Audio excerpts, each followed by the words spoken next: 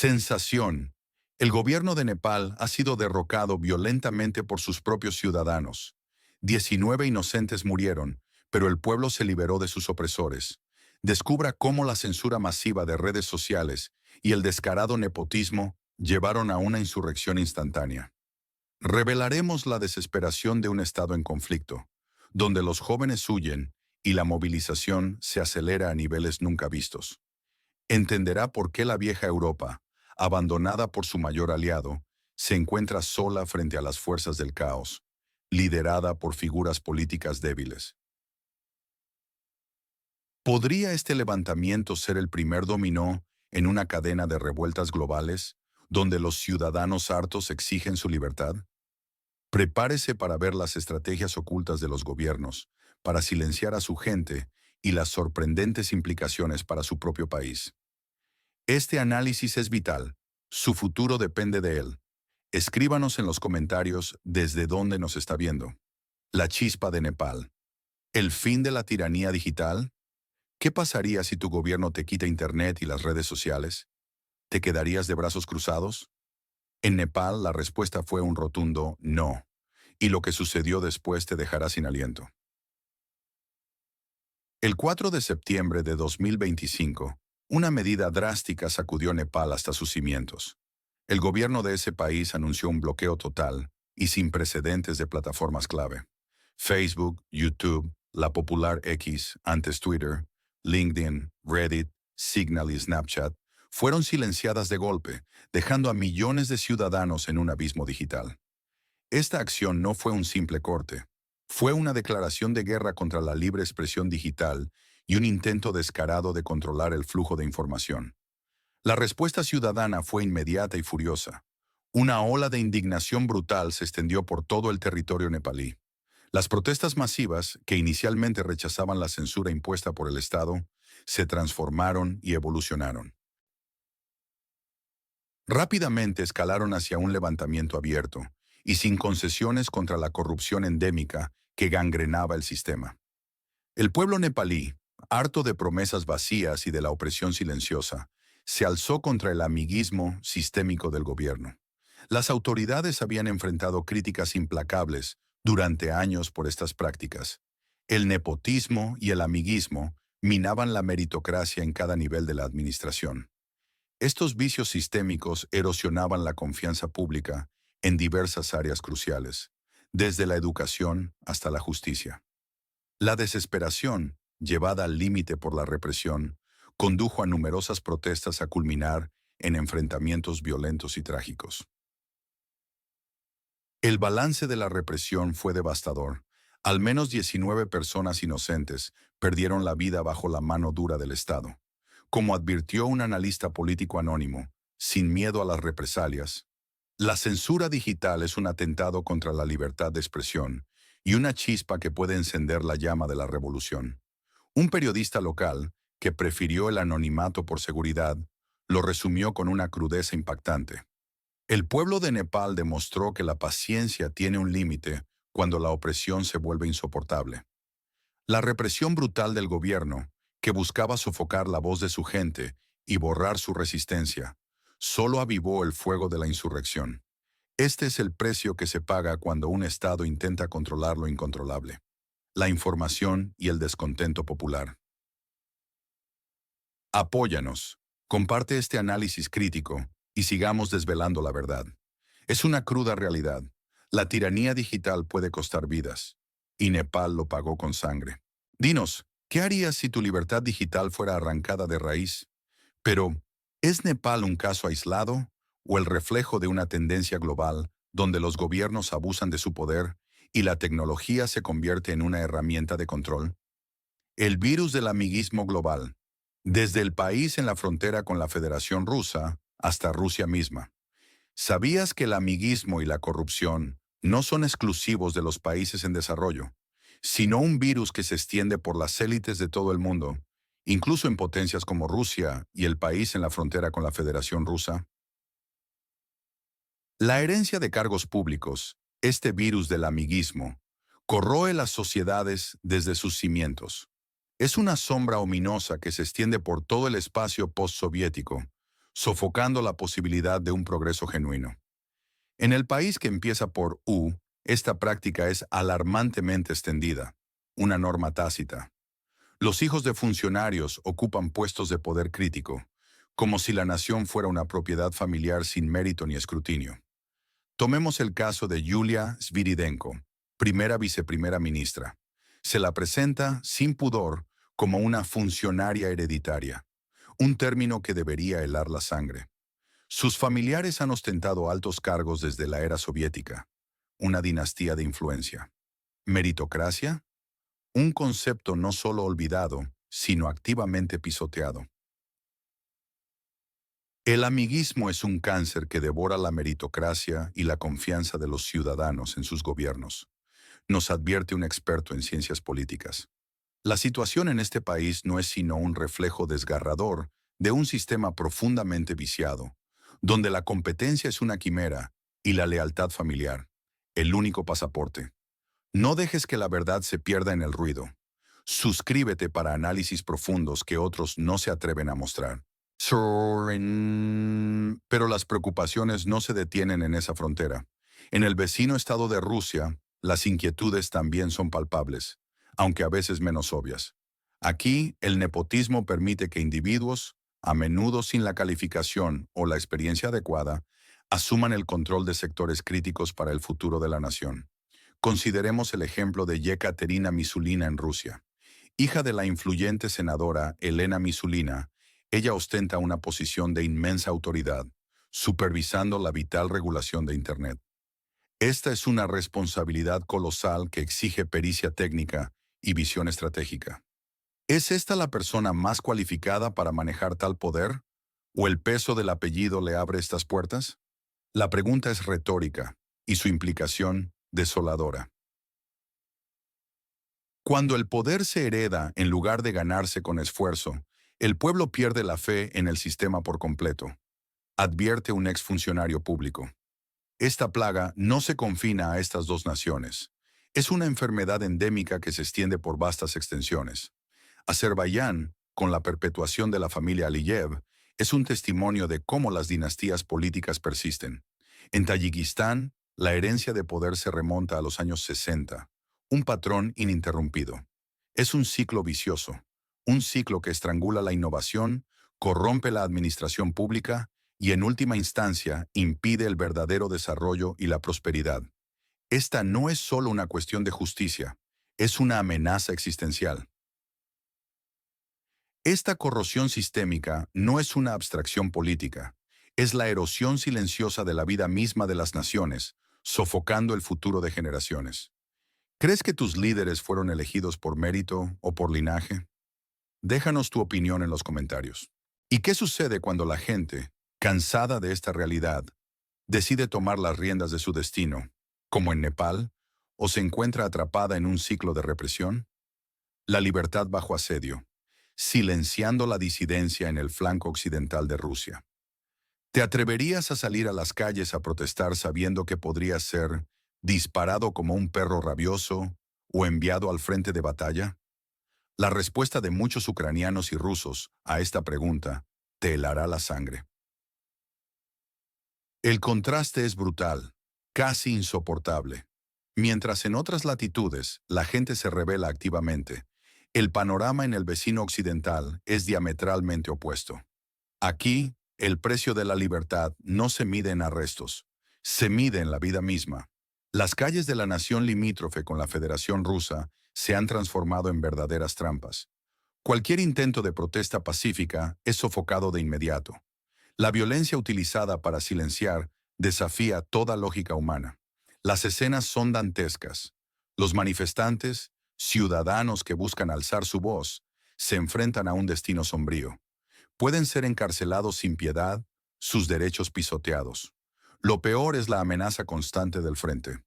Se les envía directamente al ejército, sin objeción. No hay escape. Es una táctica fría y calculada. Busca silenciar cualquier atisbo de disidencia antes de que tome fuerza. ¿Quién se atrevería a hablar con tal riesgo inminente? En la Federación Rusa, la represión adopta una forma diferente, quizás más insidiosa. No se necesita pancarta, Ni siquiera una consigna. Salir a la calle con una simple hoja de papel en blanco puede activar la maquinaria punitiva del Estado. Las consecuencias de este acto de resistencia son devastadoras. Multas exorbitantes arruinan familias.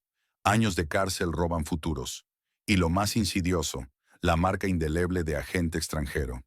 Esta etiqueta no solo destruye reputaciones, anula vidas, limita drásticamente la libertad de expresión, crea un ambiente de miedo constante, un silencio autoimpuesto se extiende. La autocensura es la nueva norma de supervivencia. Cuando el gobierno te arrebata la voz, la única opción es alzarla más fuerte o sufrir el silencio. Nos recuerda un activista de derechos humanos anónimo. Estas palabras resuenan con urgencia escalofriante. Las redes sociales no son ya espacios de ocio. Se han transformado en el nuevo campo de batalla digital. Es una lucha encarnizada por el control narrativo, por la verdad misma. Gobiernos postsoviéticos, incluyendo el conflictivo Estado y Rusia, a través de su vigilante Roskomnadzor, han intentado bloquear y regular sin piedad plataformas vitales. Hablamos de Telegram, Instagram y hasta Apple Music. ¿Su excusa? La sempiterna seguridad nacional o la supuesta manipulación externa. Pero el verdadero objetivo es transparente. El control absoluto de la información. Quieren moldear la realidad a su antojo. El control de la información es el arma más poderosa de las tiranías modernas, afirma un experto en ciberseguridad. Estas palabras son una advertencia clara. El Kremlin, en su afán de control, incluso introdujo sus propias plataformas seguras. Max fue presentada como la alternativa fiable. ¿El resultado? Un fracaso estrepitoso. Resultó vulnerable a estafas desde el primer día. Esto expone la hipocresía y la futilidad inherente a sus esfuerzos. La gente busca la verdad, no importa cuánto intenten ocultarla. La tecnología avanza más rápido que la represión estatal. La información siempre encuentra un camino, pero el costo humano de esa búsqueda es inmenso. La tensión es palpable. Desafía la censura. Suscríbete para análisis que otros no se atreven a mostrar. La batalla por la verdad no se libra solo en el campo de batalla, sino en cada intento de silenciar una voz, cada golpe a la libertad, cada susurro ahogado por el miedo. ¿Estás dispuesto a pagar ese precio incalculable por tu libertad de expresión?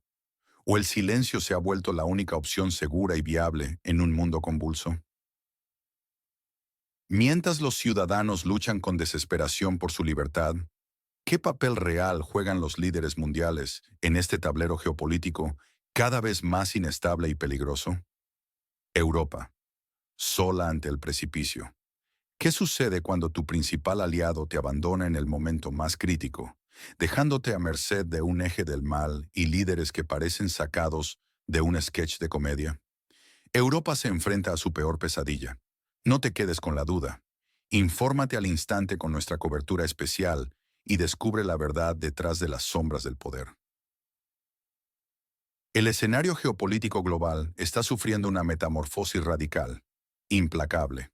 Donald Trump, sin ambajes, ha declarado su intención inequívoca de retirarse de acuerdos y memorandos de entendimiento fundamentales, sellados bajo la administración Biden. Esto no es una simple amenaza, es un puñetazo directo al corazón de la seguridad europea.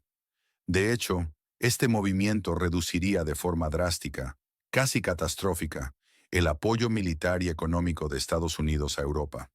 El viejo continente, una vez confiado en el paraguas protector de esta alianza transatlántica, se descubre ahora expuesto, desprotegido, vulnerable ante las corrientes más turbulentas. La falta de una guía firme, una mano que dirija con convicción, es más que palpable. Líderes europeos como Olaf Scholz, canciller de Alemania, y Emmanuel Macron, presidente de Francia, son objeto de críticas constantes. No se trata solo de una percepción superficial de debilidad. Su falta de carisma, combinada con una eficacia cuestionable en momentos de crisis real, ha generado una erosión profunda en la confianza. La capacidad de Europa para actuar como un bloque unido, fuerte, se desvanece con cada indecisión, con cada paso en falso de sus figuras principales. La percepción de un liderazgo continental que se suponía capaz de afrontar desafíos existenciales, se reduce a la de una burocracia paralizada. Mientras tanto, la propia Europa se consume por dentro. La corrupción endémica y el amiguismo campan a sus anchas, minando cualquier vestigio de confianza pública. Los escándalos relacionados con la adquisición de vacunas durante la pandemia, que vieron cómo se favorecían intereses privados sobre la salud pública, son un ejemplo lacerante. Estos casos no solo demuestran la ineficacia de sus gobiernos, sino que revelan una podredumbre sistémica que socava la capacidad de respuesta del continente en cualquier emergencia. Es una sangría constante de recursos y credibilidad. Y en medio de este caos interno y abandono externo, el líder del país en el mapa 404, Volodymyr Zelensky, eleva el tono de su retórica. Habla de zonas de muerte y exige, con una insistencia que roza la desesperación, más y más ayuda militar. Rechaza cualquier posibilidad de encuentros en Moscú, prefiriendo reuniones con múltiples delegaciones internacionales, una estrategia que maximiza la presión sobre Occidente. Macron lo afirmó, con una verdad incómoda. Putin es el responsable y el agresor, y la UE debe mantener el frente unido frente a esta agresión. Pero ¿quién exactamente mantendrá ese frente cuando el pilar se tambalea? Zelensky, sin ceder, insiste con una demanda clara. El Estado en conflicto necesita más apoyo, más armas, más sanciones contra Rusia para garantizar la paz. La carga de estas exigencias recae, una y otra vez, sobre una Europa fragmentada, debilitada y cada día más aislada. El norte del Mar Negro se convierte en un símbolo de la presión incesante. El futuro del continente pende de un hilo, abandonado a su propia y débil defensa, mientras el reloj corre hacia un abismo incierto. ¿Cómo debería responder Europa a esta encrucijada sin precedentes? ¿O es ya demasiado tarde para una solución? Y mientras los líderes debaten, ¿qué pasa con el futuro de los países en conflicto? ¿Y cómo afecta todo esto a la vida de millones de personas? El éxodo silencioso y los líderes de opinión del absurdo exponen la desesperación de la exrepública soviética. Imagina un país tan desesperado que sus jóvenes más valiosos huyen en masa mientras la televisión nacional presenta a expertos dormidos. Esta es la cruda realidad que vive en el norte del Mar Negro y otras naciones postsoviéticas. La hemorragia de talento es, sin duda, catastrófica para el país. Decenas de miles de jóvenes, con edades comprendidas entre los 18 y los 22 años, están abandonando la exrepública soviética. Estos jóvenes representan la fuerza laboral vital y el futuro intelectual de la nación. Sin embargo, la implacable combinación de la guerra y una economía en declive los expulsa sin piedad. Las empresas privadas sienten este impacto con una crudeza brutal. Nova Pochta, un gigante logístico, ha reportado el despido de 170 personas en apenas 10 días. Grandes cadenas minoristas como ATB y Silpo han sido testigos de cómo miles de sus empleados, hasta 3.000 en cada una, abandonan sus puestos en busca de un futuro. Esta es una deserción masiva, un éxodo silencioso que desangra la economía nacional y deja un vacío irreparable. No dejes que la verdad se pierda. Suscríbete para recibir nuestros informes exclusivos y entender la geopolítica real. La escasez de recursos humanos es ahora una crisis palpable. Las autoridades del país en el norte del Mar Negro están imprimiendo citaciones de movilización de forma masiva y desesperada. Y estas notificaciones se entregan sin distinción, incluso a aquellos que, por ley, no califican para el servicio militar activo. Es una señal clara de la desesperación por cubrir los frentes. Mientras la vida real se desmorona, la pantalla de televisión del país presenta una realidad paralela y distorsionada. Los autoproclamados líderes de opinión y expertos televisivos hablan sin coherencia. Sus discursos, a menudo incoherentes, carecen de información sólida y muestran una preocupante desconexión. ¿Recuerdan al supuesto experto que se estaba quedando dormido en vivo? Su tema era tan crítico como la figura de Putin. ¿Es esta la élite intelectual que debe guiar a una nación en tiempos de máxima crisis? Un sociólogo local, que prefiere el anonimato, lo resume con dolor. Un país sin jóvenes es un país sin futuro. La élite está dejando un vacío irreparable para las próximas generaciones. La disonancia entre la retórica oficial y la cruda realidad palpable es abismal. Un economista anónimo refuerza esta advertencia sombría. La huida de cerebros y talentos es la mayor derrota de cualquier nación, una sangría que no cicatriza. Es una herida abierta que no parará de sangrar. La narrativa oficial choca brutalmente con la desesperanza palpable que invade cada rincón. Esta desconexión entre la élite y la realidad condena a las futuras generaciones a un destino incierto y doloroso. ¿Crees que esta desconexión de la élite puede revertirse o el daño ya es irreparable para la ex República Soviética? En medio de tanta incertidumbre y desesperanza, ¿hay alguna lección que podamos aprender de la historia y de ejemplos como el de Nepal? ¿O estamos condenados a repetir los mismos errores? ¿Una revolución de terciopelo fallida en Nepal o el inicio de algo nuevo y aún más incierto? ¿Es posible que una nación se sacuda el yugo de la opresión sin caer en un abismo de caos y violencia? ¿O estamos condenados a un ciclo interminable de revoluciones fallidas y gobiernos corruptos? La revolución en Nepal, aunque logró derrocar a un gobierno corrupto, aún enfrenta la incertidumbre sobre el establecimiento de un nuevo liderazgo estable y capaz. ¿Es esto un verdadero avance o el preludio de un nuevo ciclo de inestabilidad, un patrón que hemos visto repetirse sin fin? La historia, según un historiador anónimo, nos enseña que las revoluciones son un arma de doble filo. Pueden liberar o destruir.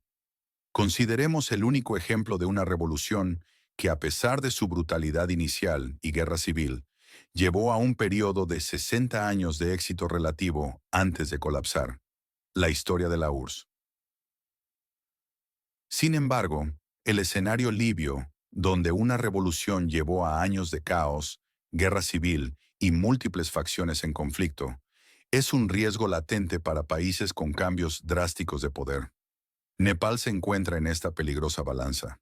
La percepción de que el contrato social entre el gobierno y el pueblo se ha roto lleva a una pregunta inquietante. ¿Tienen los ciudadanos el derecho fundamental de destituir a sus líderes si estos no cumplen con sus funciones? Un filósofo político anónimo advierte que el verdadero poder reside en el pueblo. Si los gobernantes olvidan esto, las consecuencias pueden ser impredecibles. El destino de Nepal pende de un hilo, balanceándose entre estas realidades históricas, un recordatorio sombrío de la fragilidad del cambio. No te pierdas ningún análisis crítico. Suscríbete ahora a nuestro canal para estar siempre informado. ¿Será Nepal la excepción que rompa este ciclo interminable de promesas, rotas y caos? ¿O caerá en la trampa ya vista en otros rincones del mundo, arrastrada por las corrientes de la historia? Esta es tu oportunidad de ser parte de la conversación. ¿Qué piensas sobre la capacidad del pueblo para forjar su destino en un mundo cada vez más volátil? Pero ¿qué sucede cuando estas dinámicas de poder se extienden más allá de las fronteras nacionales? Acompáñanos en la siguiente entrega para desvelar cómo la geopolítica global influye en cada uno de estos dramáticos giros.